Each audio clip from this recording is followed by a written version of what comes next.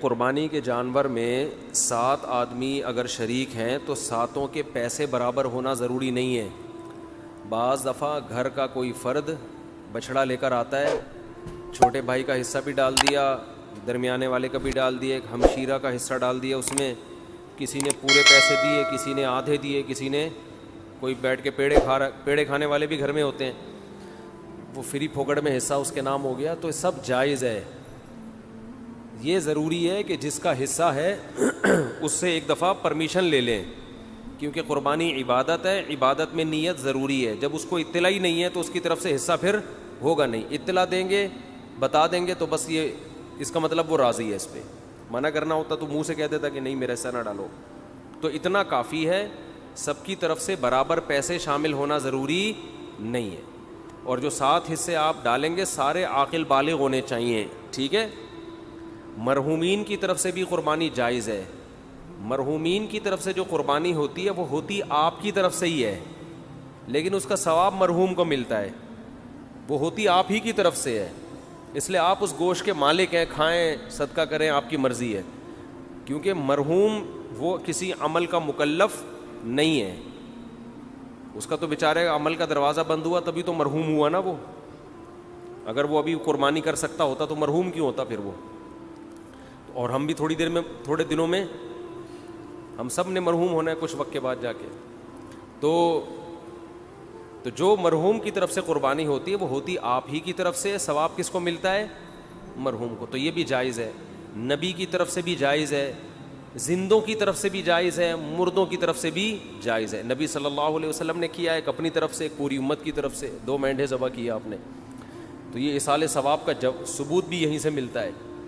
تو اس لیے جائز ہے قربانی, جس کی طرف سے چاہیں کریں, جتنی چاہیں کریں, اپنی حیثیت کو, اپنی اوقات کو دیکھتے ہوئے, اپنی چادر کو دیکھتے ہوئے. اتنا نہ کریں کہ کل لوگوں سے بھیک مانگنی پڑے.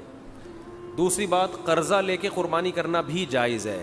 سمجھتے ہیں, قرضہ لے کے بھی قربانی کی جا سکتی ہے, بشرطے کہ قرضہ اتارنے کی طاقت ہو. ایسا نہ ہو وسیم بھائی سے پیسے لے کے ان کو چوڑے میں ڈال دیا, وہ بیچارہ مصیبت میں آ گیا, اب اس کے ادا کرنے کے پیسے ہیں نہیں, وہ آپ کے گھر کے باہر گھنٹی کے ہاتھ رکھ کے کھڑا رہتا ہے اور آپ نے اس کو ٹینشن میں دے دیا. تو وہ ایسی ٹینشن کسی کو دینا جائز نہیں ہے. بعض دفعہ یہ ہوتا ہے کہ آپ کے پاس ابھی نہیں ہے پیسے, کل آ جائیں گے, پرسوں آ جائیں گے, آپ کسی سے ادھار پکڑ لیتے ہیں, یار میرے پرسوں پیسے آ جائیں گے, یا 1 ہفتے بعد مجھے مل جائیں گے, یا مہینے بعد مجھے تنخواہ ملے گی, میں تمہیں دے دوں گا, اور یقین بھی ہو دینے کا. تو بعض دفعہ آدمی کر لیتا ہے, کیونکہ قربانی کا موقع تو 3 دن کے بعد نکل گئی نا قربانی, 3 دن کے بعد تو نہیں ہوتی قربانی. تو یہ مسئلہ ہے. تو ایک اہم مسئلہ تو یہ ہو گیا, قرضہ لے کے بھی کر سکتے ہیں, اور کسی کا حصہ, کسی کے پیسے کم ہوں, کسی کے زیادہ ہوں, یہ بھی کر سکتے ہیں.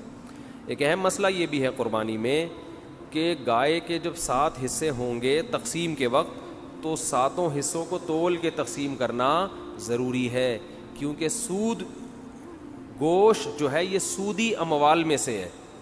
جب بھی ڈیوائیڈ کا عمل ہوتا ہے تو اصل میں یہ خرید و فروخت کا عمل ہوتا ہے. آپ اپنا حصہ اس کو بیچ رہے ہیں, اس کا حصہ اس سے خرید رہے ہیں.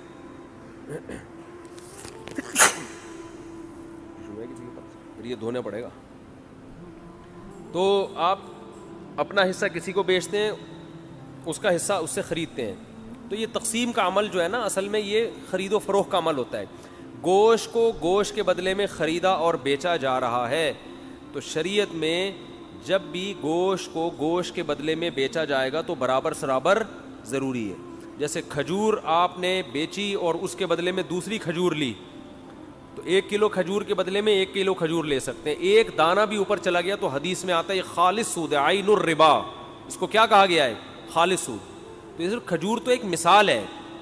تو ہر تول کے بکنے والی چیز احادیث سے پتہ چلتا ہے. کھجور چونکہ تول کے بکتی ہے نا, اس زمانے میں کیل کے ذریعے بکتی تھی, آج تول کے بکتی ہے.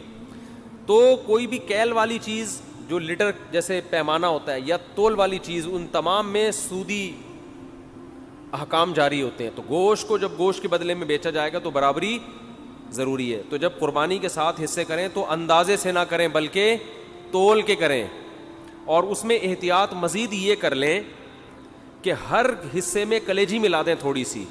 سودی احکام میں یہ بھی ہوتا ہے کہ اگر اس کے مخالف جنس ملا دی جائے تو پھر کمی بیشی جائز ہے.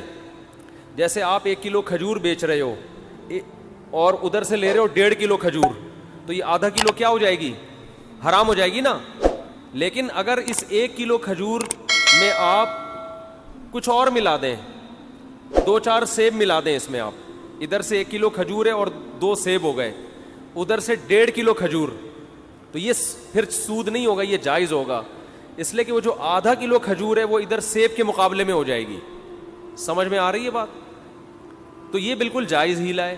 تو قربانی کے گوشت میں اگر آپ نے تقسیم کی ٹینشن سے بچنا ہے تو 7 حصے کر کے ہر گوشت میں تھوڑی سی کلیجی ملا دیں, ہر کلیجی میں تھوڑا سا گوشت ملائیں, ہر گوشت میں تھوڑی سی کلیجی. جب شروع میں کلیجی کے 7 حصے کریں, کلیجی پھیپڑے اور جو کچھ بھی ہوتا ہے, تو اس میں 1-2 بوٹی گوشت کی ملا دیں, تو اس میں اگر کمی بیشی ہو گئی تو وہ جائز ہے.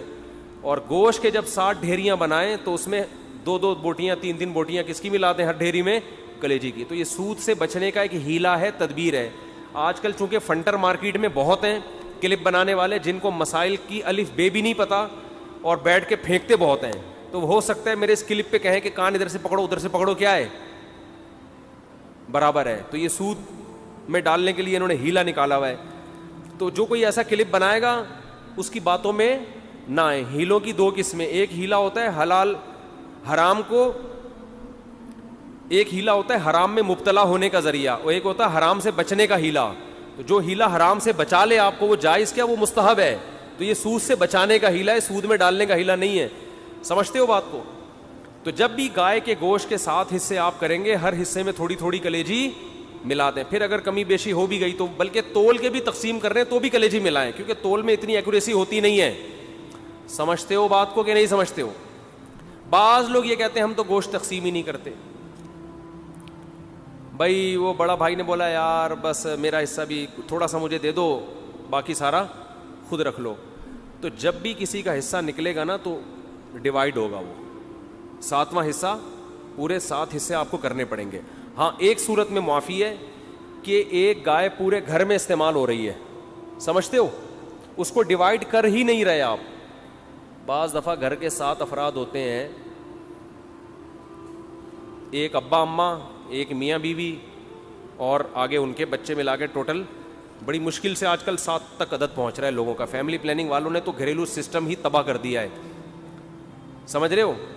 وہ جو پہلے گھروں میں پورے 2 بچڑے آتے تھے, یہ منجلی آپا کا ہے, یہ چمونی آپا کا حصہ ہو گیا, یہ ممانی کا ہو گیا, یہ خالہ کا ہو گیا, یہ جناب پوتے کا ہو گیا, یہ بہو کا ہو گیا, پوری 2 کٹے ہم دیکھتے تھے لوگوں کے گھروں میں کٹتے تھے, 2 بچڑے ایک ہی گھر میں چل جاتے. اب وہ فیملی پلاننگ والوں نے سارے خاندانی سسٹم کی واٹ لگا دی ہے, بچے ہی نہیں ہیں. اور خدا کی قسم جس گھر میں بچے نہیں ہیں, عید بقرعید کا مزہ تو اس گھر میں ہے ہی نہیں. ہمارے بچوں نے 10 دن سے پڑھائی چھوڑ دی ہے, گائے آ رہی ہے, کلابازیاں کھا رہے ہیں, مدرسوں کی شکایتیں آنی, پڑھ کے نہیں دے رہے. ہم کہتے ہیں بھائی بقرعید گزرے گی تو پڑھیں گے, ابھی ہمارے بس میں نہیں. وہ گایوں کے پیچھے بھاگ رہے ہیں. تو بچوں کو انٹرٹینمنٹ ہے بچوں کے لیے یار, انجوائے کرنے دو ان کو, کیا ان میں پڑھائی کا اتنا بوجھ ڈالا. شکایتیں آ رہی ہیں, پڑھ نہیں رہے, ٹلے مار رہے ہیں, چھوڑے. ہم کہہ رہے ہیں یار رات کو سوتے ہی کم وقت 2 بجے ہیں, کیونکہ ادھر پوری گائیں آ کے اتری ہوئی ہیں, دمیں ہلا رہی ہیں, ان کی انجوائے کر رہے ہیں نا کہ یار یہ گائے. کراچی والوں نے کہاں گائے دیکھی ہوتی ہے. وہ ایک ویڈیو ہے بنارس کی, اس پہ بیل کے پیچھے پبلک بھاگ رہی ہے, اس پہ نیچے کے پی کے والوں نے, پنجاب والوں نے کمنٹس کیے ہوئے کہ کراچی والوں نے کبھی گائے دیکھی نہیں ہے. واقعی نہیں دیکھی بھائی. گائیں تو کھیتوں میں ہوتی ہیں یار, بکریاں شہروں میں تھوڑی ہوتی ہیں. تو ہمیں تو یہی تو سیزن ہے ہمارا گائے بچڑے دیکھنے کا, اور ایسا بچڑا مارکیٹ میں آ رہا ہے, طبیعت خوش ہو جاتی ہے دیکھ کے. دیکھو ہر گلی میں رونق ہے نا, ہر گھر کے آگے بچڑے بندے ہوئے ہیں, اتنے اونچے اونچے لمبے لمبے خوبصورت, دیکھ کے طبیعت, یہ رونق ہے اللہ کی طرف سے. تو یہی تو بقرعید کا مزہ ہے, یہی تو تہوار ہے. دیکھو اسلام کے علاوہ جتنے تہوار ہیں نا آرٹیفیشل ہیں, مصنوعی خوشی ہے, اوریجنل نہیں ہے.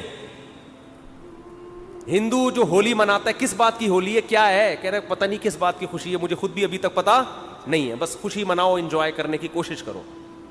عیسائی کرسمس مناتے ہیں 25 دسمبر کو, کس بات کی خوشی, عیسیٰ علیہ السلام پیدا ہوئے تھے. تو آج تھوڑی پیدا ہوئے ہیں, وہ تو پیدا ہوئے ہوئے ان کو 2100 سال گزر چکے ہیں بھائی. یہ جو سالگرہ کی خوشی ہے مصنوعی خوشی ہے. پیدا تو اس وقت ہوا تھا نا جب بچہ پیدا ہوا تھا, اس وقت انسان خوش ہوتا ہے. اب 1 سال کے بعد کیا کروں میں, ہو گیا تو آج کا دن پیدا ہوا, تو آج کا دن یہ 2021 ہے آج, اور پیدا ہوا تھا 1990 میں پیدا ہوا تھا یہ. تو یہ خوشی ہوتی نہیں ہے, خام خواہ کی منائی جاتی ہے. اور شادی پہ بھی لوگ 1 سال کے بعد کیک کاٹ رہے ہوتے ہیں, حالانکہ مجھے پتا ہے اس دن تو ان کو افسوس ہوتا ہے. ایک سردار جی بیٹھے ہوئے فلم دیکھ رہے ہیں اور رو رہے ہیں, روئے جا رہے ہیں. کسی نے کہا کوئی رونے کا سین ہوگا, سردار جی سے پوچھا کون سی فلم دیکھ رہے ہو؟ کہہ رہے اپنی شادی کی ویڈیو دیکھ رہا ہوں بھائی میں. شادی کی ویڈیو دیکھ رہا ہوں. تو اسلام کی جو 2 عیدیں ہیں نا, وہ حقیقت میں کیا ہیں؟ خوشی کے دن ہیں. پہلی عید کیا ہے؟ رمضان کے روزے ختم. کتنا عجیب لطف محسوس ہوتا ہے یار, کھانے پینے کی کیا مل گئی؟ چھٹی. 1 مہینہ نہ کھا سکتے تھے نہ پی سکتے تھے. رمضان کی تراویح ہے, اتنی لمبی لمبی نمازیں, اور سارا پھر اعتکاف والوں کا 10 دن اپنے آپ کو باؤنڈ کر کے مسجد میں بیٹھ جانا, بار بار دیکھنا چاند کب نظر آئے گا, ٹھیک ہے نا. اور 1 مہینے ناشتہ بھی گیا, نسوار بھی گئی, پان بھی گیا, گٹکا بھی گیا, سگریٹ بھی گئی, اور صبح کا ناشتہ بھی گول, دوپہر کا لنچ بھی گول, شام کی چائے بھی گول, سارا اسکیجول آؤٹ ہو جاتا ہے. اور 1 مہینے بعد کیسا پتلا ہونا شروع ہو جاتا ہے, کمزور ہونا شروع ہوتا ہے. ایک دم چھٹی مل جاتی ہے, چاند نظر آ گیا, اور کل کیا ہے؟ کل روزہ نہیں ہے. نیچرل خوشی ہے, کھا رہے ہیں اس دن اتنا اچھا لگتا ہے, کھانے میں مزہ آتا ہے. تو روحانی خوشی بھی ہوتی ہے, جسمانی بھی. روحانی یہ ہوتی ہے کہ خدا نے ہم سے بڑی عبادت کروا لی, ہمارے رب نے اتنی عام دنوں میں 1 روزہ رکھنا کتنا مشکل کام ہے یار, کتنا مشکل کام ہے. سوچتا رہتا ہے آدمی, کیونکہ سب کھا رہے ہوں گے, آپ کا روزہ ہے. اللہ رمضان میں ہمت دے کے پورے مہینہ کنٹینیو روزے رکھواتا ہے, پورے مہینے تراویح پڑھوا لیتا ہے. مرے سے مرا آدمی بھی زیادہ کچھ نہ کچھ عبادت کر ہی لیتا ہے رمضان میں. تو یہ خوشی ہوتی ہے یار, ہم سے اللہ نے گن پوائنٹ پہ عبادت کروا لی ہے, چلو ہم نہیں بھی چاہتے تھے, کام کروا لیا. اس کی خوشی ہوتی ہے, روحانی خوشی ہے. اور ایک جسمانی خوشی کے کھانے پینے کی چھٹی. 1 مہینہ ڈائٹنگ کے بعد کسی مریض کو جب اجازت ملتی ہے نا, پھوڑ سکتے ہو, تو آپ دیکھو اس کی خوشی کا عالم کیا ہوگا. اور ہماری 1 مہینہ ڈائٹنگ عام ڈائٹنگ نہیں ہے. مریض کو تو بہت ساری چیزیں کھانے کی اجازت ہوتی ہے, 2-4 چیزیں ڈاکٹر رکوا دیتا ہے, اور ہمیں نہ پینے کی اجازت اور نہ کھانے کی اجازت. اور 1 مہینہ یہ اسکیجول چلتا ہے, روٹین چلتی ہے, اس کے بعد چھٹی ملتی ہے, تو مزہ نہیں آئے گا کیا؟ پھر بھی کسی کو مزہ نہ آئے تو وہ پاگل آدمی ہے. وہ کیا ہے؟ وہ پاگل ہے. دوسرا, بقرعید میں, بقرعید کی بھی خوشی یہ اوریجنل خوشی ہے. کئی دنوں سے قربانی کی باتیں شروع, جانور لانا شروع, ان کی سیوا ہو رہی ہے, ان کو کھلا رہے ہیں. یہ نیچرل ہے. جس آدمی کو جانوروں سے محبت نہیں ہے وہ اپنی فطرت اور نیچر پہ نہیں ہے, وہ آرٹیفیشل مصنوعی زندگی میں ہے. سمجھتے ہو؟ یہ مصنوعی زندگی. آپ کو پتہ ہے ماہر نفسیات کہتے ہیں کہ جانور پالنے والے لوگوں میں نفسیاتی بیماریوں میں مبتلا ہونے کا اندیشہ کم ہوتا ہے. سمجھتے ہو؟ اور کتے پالنا نہ شروع کر دو. کتے پالنا اسلام میں جائز نہیں ہے, حرام جانور ہے, اس میں روحانیت نہیں ہے. یہ جو حلال جانور ہے نا, جس میں اللہ نے برکت رکھی ہے, ان کے دودھ میں, ان کی قرآن کیا کہتا ہے, وَمِنْ أَصْوَافِهَا وَأَوْبَارِهَا وَأَشْعَارِهَا, ان کے اون میں, ان کے صوف میں, ان کے بالوں میں, ان کی کھالوں میں تمہارے فائدے ہیں, ان کے دودھ میں, ہر چیز ان کی استعمال ہوتی ہے. تو اس سے کیا ہے؟ حلال گوشت ملتا ہے انسان کو. ان جانوروں سے مانوس ہوتا ہے انسان. تو کتنے دنوں سے پالنا شروع کر دیتے ہیں. بچوں کی خوشیاں دیکھو, ناچتے پھر رہے ہیں گلیوں میں, کلابازیاں کھا رہے ہیں, ہماری گائے کب آ رہی ہے, ہمارا دمبا کب آ رہا ہے. اپنا دمبا نہیں ہوتا, دوسرے کے دمبے سے دل بہلانا شروع کر دیتے ہیں. اور پھر جب گائے جانور ذبح ہوتا ہے, کتنا گوشت کھانے کو ملتا ہے, یہ تازہ گوشت ہے. تو اس میں روحانی خوشی کیا کہ اللہ نے ہم سے ابراہیم علیہ السلام کی سنت کو زندہ کروا لیا. ہمیں ہر بال کے بدلے میں اللہ نے ایک نیکی دے دی. یہ کون سی خوشی ہے؟ روحانی خوشی. یہ بھی خوشی ہے, مسلمان اس پہ بھی خوش ہوتا ہے, یار اللہ نے اتنا ثواب کا کام کروا لیا ہم سے. نمبر 2, گوشت انسان کی خوراک میں سب سے لذیذ ترین خوراک ہے. وہ اتنی وافر مقدار میں مسلمان کو بقرعید میں ملتا ہے کہ اتنی وافر مقدار میں عام طور پہ پورا سال نہیں ملتا. اور اتنا تازہ, اتنا فریش میٹ, اتنا بہترین. اور اس میں کمال کی بات یہ کہ اس گوشت کی نسبت کس کی طرف ہے؟ اللہ کھلا رہا ہے. ہٹو بچوں, اللہ تو دال بھی کھلائے, دیکھو پورے سال بھی اللہ ہی کھلاتا ہے. نسبت اپنی طرف نہیں کرتا کہ یہ میری طرف سے الگ سے دعوت ہے, یہ میری طرف سے الگ سے کیا ہے, ضیافت ہے. اس لیے کہ یہ تو اللہ نے رزق تو سب کو دینا ہے. لیکن بقرعید میں اللہ نے روزے رکھنے کو حرام کر دیا. کیوں حرام کر دیا؟ کہ میری ضیافت سے اعراض لازم نہ آئے. آج میں نے دعوت کی اور تو کم بخت روزہ رکھ کے بیٹھا ہوا ہے, اس کا اپنا مزہ ہے. صحیح ہے نا. تو یہ گوشت ہمیں ڈائریکٹ, کیونکہ ہم جو جانور ذبح کرتے ہیں ہم نے تو قربان کر دیا نا, اب یہ ہمارا تھوڑی ہے, کس کا ہے یہ؟